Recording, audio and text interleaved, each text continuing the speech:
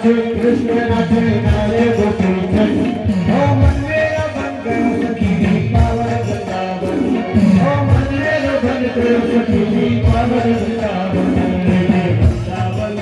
मुझे वृंदावन मुझे वृंदावन मुझे वृंदावन रास रचो है रास रचो है रास रचो है रास रचो है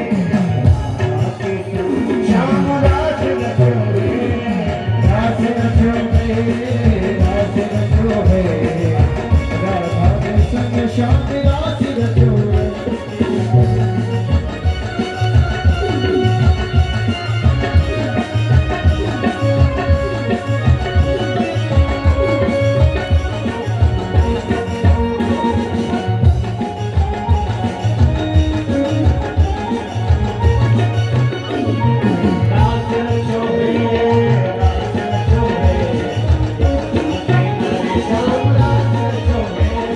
रास रचो है रास रचो है राधे राधे श्याम रास रचो है रास रचो है रास रचो है राधे राधे श्याम रास रचो है रास रचो है श्याम रास रचो है श्याम रास रचो है श्याम रास रचो है रास रचो है रास रचो है श्याम रास रचो है राधे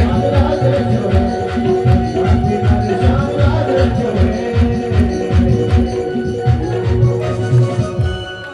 बोलिए रास बिहारी सरकार की जय भागवत महापुराण की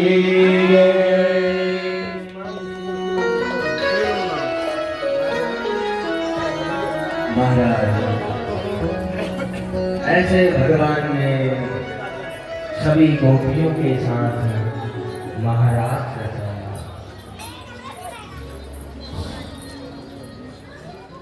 ये महाराज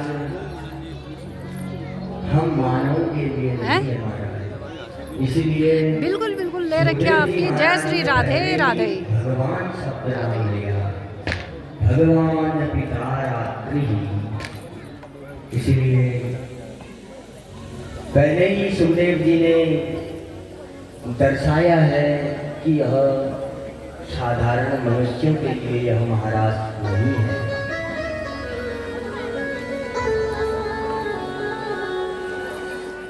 गोपियों के विरह में भगवान ने उनके साथ रास रचाया और गोपियों का मनोरथ पूर्ण किया। ऐसे भगवान वृंदावन में तो बंसी बजा रहे हैं, अब उधर मथुरा में कंस की भी सुनोगे। चलिए छोड़, ये कौन आई जो मुझे छेड़ के गई? कौन है ये?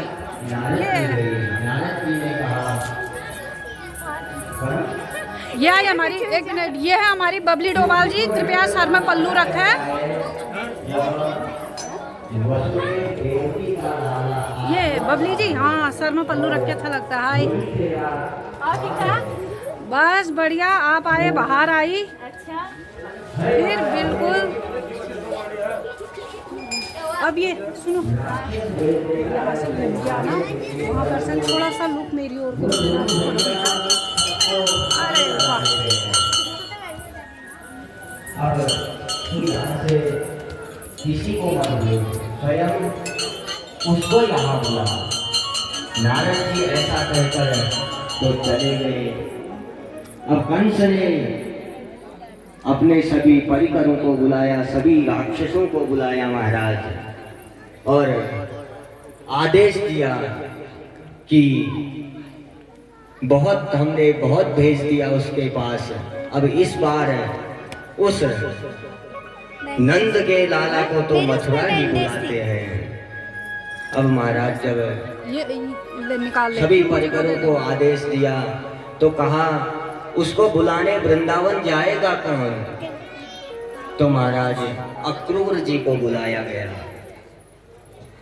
अब जब अक्रूर जी को बुलाया, अक्रूर जी आए कंस के पास। अक्रूर जी तो डरे डरे आ रहे थे। बोला इस दुष्ट ने आज तक नहीं बुलाया मेरे को, और आज पता नहीं किस लिए बुला रहा है।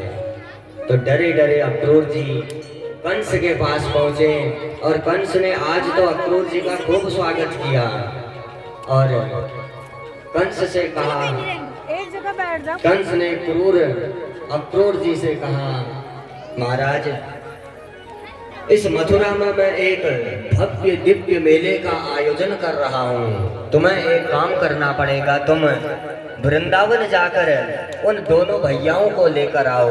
उन दोनों का नाम तो मैंने खूब सुना है, वो पहलवानी भी खूब करते हैं, और इस बार हम मेले में देखते हैं वह कितने बड़े पहलवान हैं। तुम जाकर वृंदावन से उन दोनों भैयाओं को लेकर आओ, कन्हैया और बलराम को लेकर आओ।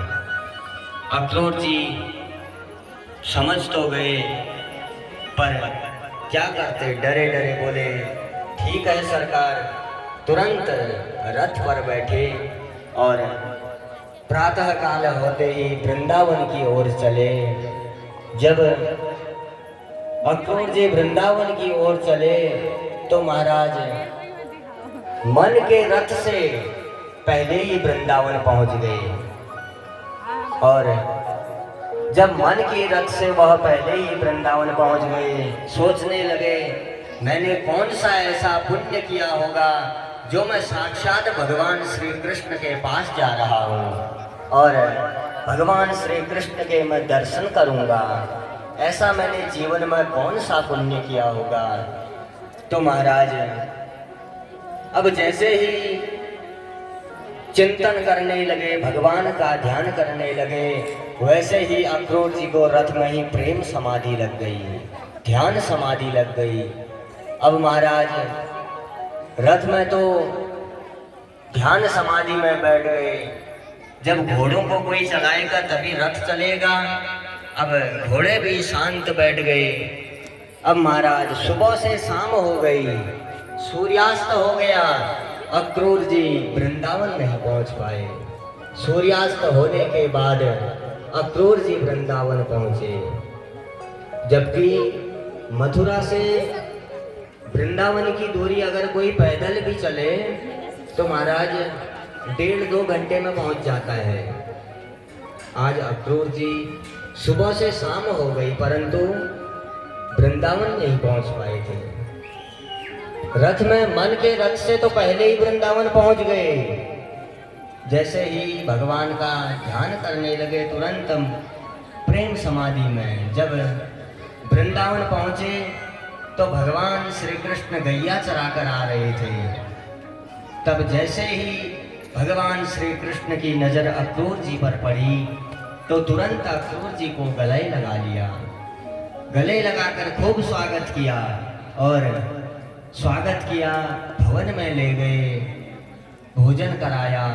अक्रूर जी ने पूरी कहानी बता दी, कहा ऐसे ऐसे आपके मामा जी ने मेले का आयोजन किया है और आपको लेने के लिए भेजा है। अब तो भगवान कहने लगे नंद बाबा से, बाबा मामा ने मेले का आयोजन किया है, मुझे तो चलना पड़ेगा। नंद बाबा ने कहा बेटा अकेले नहीं जाने दूंगा तेरे को, मैं भी साथ चलूंगा। अब महाराज पूरे ब्रजमंडल में, पूरे वृंदावन में हल्ला मच गया, अरे कल कन्हैया मेले में जाएगा मथुरा। अब जिस जिस ब्रजवासी को पता चला कन्हैया मेले में जाएगा तो सब तैयार हो गए मेले में जाने के लिए। और सभी, जब गोपियों को पता चला कृष्ण मेले में जाने वाला है तो गोपियाँ प्रेम के आंसू बहाने लगे, बोले ये सबसे बड़ा हमारे लिए यमराज बनकर तो अक्रूर आया है, अगर ये अक्रूर नहीं आता तो हो सकता हमारे कृष्ण मेले में नहीं जाते। देखो गोपियाँ कहने लगी बहन ये देख इसका नाम ही कितना क्रूर है, नाम ही इसका अक्रूर है, यही हमारे लिए यमराज बनकर आया। अगर ये नहीं आता तो भगवान नहीं जाते। अब जब भगवान मथुरा जा रहे हैं, हम कैसे रहेंगे। तुरंत भगवान जब मथुरा को जा रहे थे, गोपियों ने भगवान का रथ पकड़ लिया। बोले प्रभु, भगवान ने कहा गोपियों, अरे 2 दिन की तो बात है, मैं 2 दिन बाद तो आ ही जाऊंगा, आप इतना प्रेम में क्यों आंसू बहा रहे हो। केवल 2 दिन जा रहा हूं, 2 दिन के बाद मैं वापस आ जाऊंगा। तो गोपियों ने समझ गए, प्यारे जिसमें खुश हैं उसी में हमारी खुशी है। तत् सुख सुखित्वम, महाराज प्रियतम जिसमें खुश है उसी में खुशी है।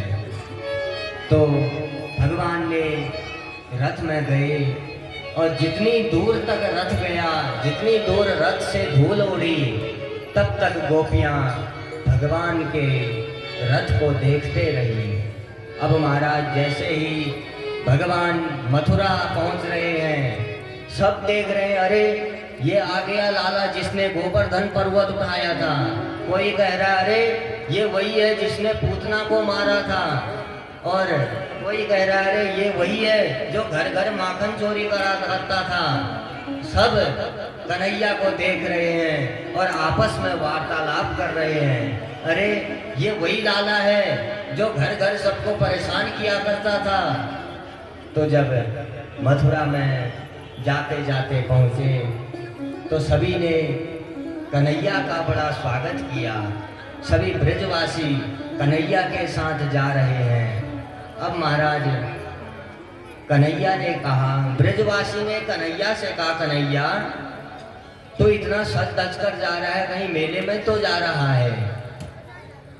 कन्हैया ने कहा, ब्रजवासियों ग्वाल बालो, मेरे मामा का मेला है, हमें तो सज धज कर जाना ही पड़ेगा।